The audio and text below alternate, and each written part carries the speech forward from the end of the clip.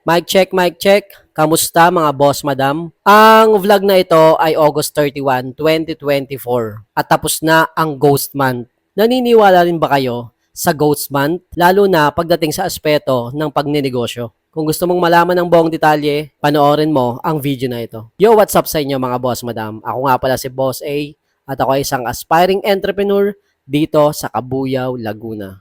So mga boss madam, ayon kay Google, ang Ghost Month daw ay nagmula sa culture ng mga Chinese. Pero hindi ko na para ipaliwanag sa inyo kung paano ba nangyari yon. Pero sa ating mga Pilipino, lalo na sa ating mga nagnenegosyo, sobrang familiar tayo sa tinatawag na Ghost Month. At sobrang daming Pilipino din ang naniniwala dito. Isa na ako doon mga boss madam. Pero one day I realized na hindi pala ito totoo. Ito ay aking opinion lamang. Sisimplihan ko na lang mga boss madam ang aking opinion dito. Once kasi na maniwala ka na merong ghost month at tatanggapin mo na lang na wala ka nang kikitain sa buwan na ito. Pero sa akin parang mali mga boss madam. Kasi once na naniwala ka at tinanggap mo at hindi ka kikita sa buwan ng August, para bang tatamarin ka ng magtrabaho. Hindi ka na mag-e-effort sa buwan na to dahil nga sa sinasabing ghost month. Pero sa aking palagay mga boss madam, dapat hindi tayo maniniwala sa ghost month, lalo na sa ating nagnenegosyo. Dahil lahat ng buwan dapat ng taon, lahat ng araw ng buong taon